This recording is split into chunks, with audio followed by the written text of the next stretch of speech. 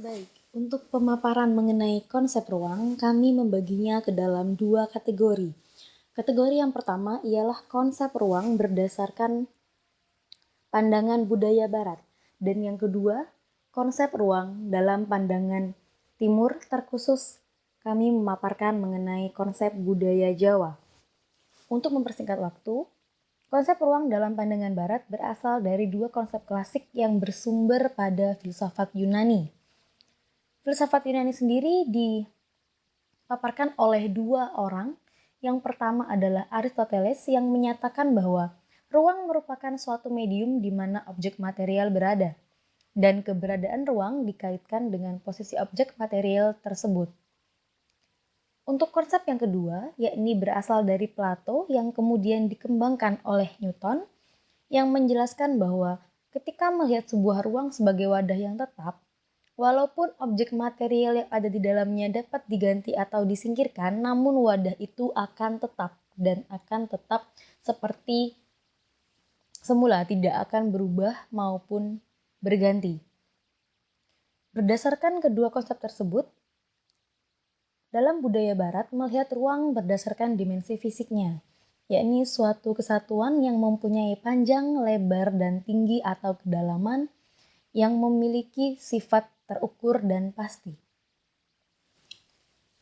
Konsep ruang barat ini banyak sekali dipakai pada para arsitek baik masa dulu maupun yang sekarang.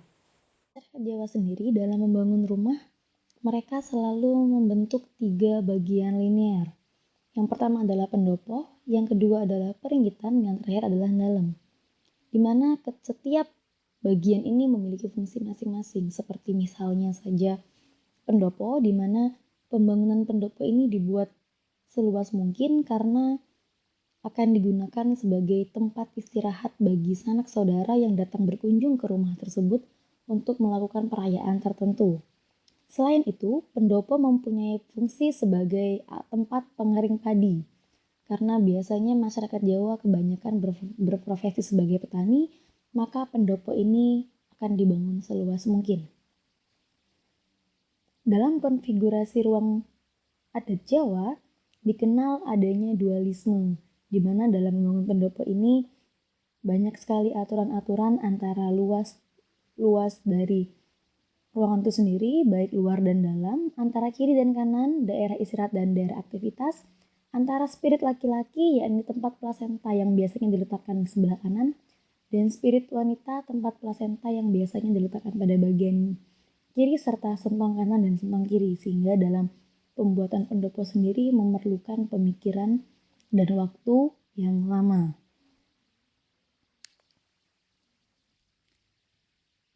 Yang dimaksud dengan spirit laki-laki dan spirit wanita di sini memaparkan mengenai fungsi ruangan dan kepemilikan ruangan di dalam rumah. Laki-laki berperan dalam melindungi dan mewakili, sehingga laki-laki berhak duduk di ruang tamu sebagai perwakilan dari keluarga, sehingga ketika ada tamu datang, maka yang diperbolehkan atau diizinkan untuk menemui tamu tersebut adalah pihak laki-laki, terutama kepala keluarga. Sedangkan untuk wanita biasanya mereka memiliki wilayah ing dalem, yaitu di bagian belakang, dan ketika ada tamu perempuan maka mereka akan diterima di bagian dapur atau di amben samping, atau di bagian belakang rumah yang disebut sentong kiwo atau timur, berfungsi untuk menyimpan senjata atau barang-barang keramat. Nah, di sekitar situ biasanya tamu perempuan akan diizinkan masuk. Kemudian ada sentong tengen atau barat yang dipergunakan sebagai tempat tidur serta penyimpan beras dan hasil pertanian lain. Sentong tengah digunakan untuk menyimpan benih atau bibit akar-akaran dan gabah untuk berdoa dan untuk pemujaan kepada Dewi Sri.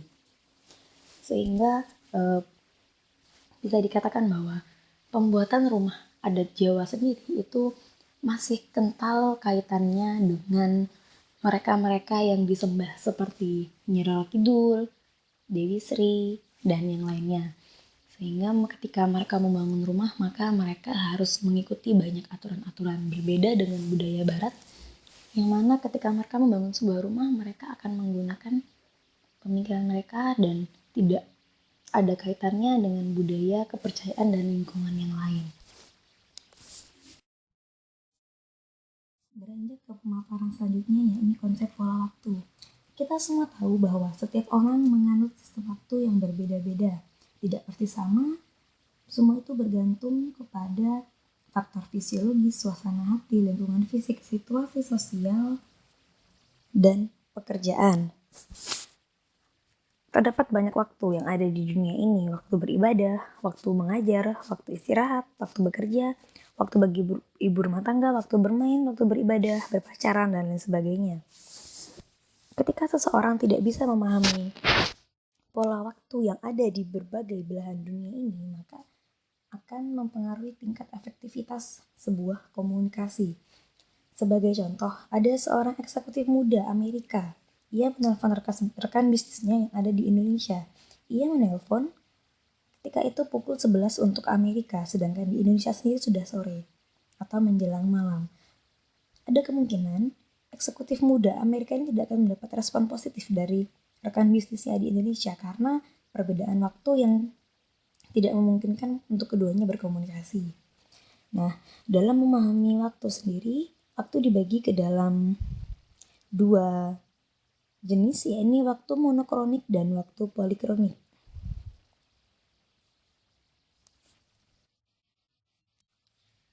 Untuk waktu monokronik sendiri memiliki ciri yakni tekanan pada jadwal, ketepatan waktu kerja. Jadi segala sesuatunya diatur oleh waktu. Sedangkan untuk polikronik, yakni lebih mengutamakan relasi dengan orang lain daripada jadwal, sehingga persepsi waktu di sini bersifat holistik dan kurang ketat. Nah, biasanya konsep waktu monokronik dalam budaya barat itu akan diterima secara linear, sedangkan oleh orang timur akan menerima konsep monokronik atau konsep waktu ini secara sirkular. Karena memang perbedaan paham antar dua budaya ini yang berbeda dalam mengelola waktu. Nah, untuk mengetahui perbedaan dari monokronik dan polikronik ini akan kami paparkan secara singkat. Yang pertama adalah dilihat dari relasi antar pribadi, di mana kalau monokronik ini seseorang akan taat pada pengaturan waktu, sedangkan polikronik seseorang akan menjadwal waktunya diatur sesuai relasi antar pribadi. Kemudian selanjutnya dilihat dari segi jadwal koordinasi aktivitas. Kalau orang monokronik itu biasanya koordinasi kegiatan penunjuk waktu sangat ketat, sedangkan untuk polikronik relasi antar pribadi mengkoordinasikan aktivitas waktu yang disepakati sangat luas. Kemudian dilihat dari sisi menangani pekerjaan, biasanya orang monokronik akan menyelesaikan tugas dalam satu waktu, sedangkan polikronik akan menyelesaikan banyak tugas dalam sekali waktu, sehingga biasanya ketika ada orang yang diberikan deadline tugas, 2 tugas, orang monokronik tidak akan mampu melaksanakan itu. Karena apa? Mereka mempunyai kebiasaan menyelesaikan tugas dalam satu waktu.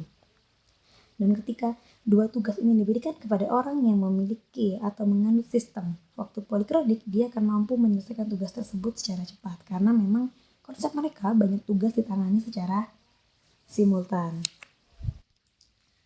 Berlanjut ke segi istirahat, jadi waktu untuk istirahat itu berbeda ya antara monokronik dan polikronik. Kalau orang monokronik, waktu istirahat itu akan diatur sedemikian rupa sehingga waktu istirahat tidak akan mengganggu aktivitas mereka. Sedangkan bagi polikronik, mereka yang mengatur waktu sehingga mereka lebih suka memanfaatkan waktu mereka untuk beristirahat, berbeda dengan monokronik. Nah, teman-teman, demikian tadi pemaparan kami mengenai konsep pola ruang dan konsep pola waktu dalam pemahaman lintas budaya.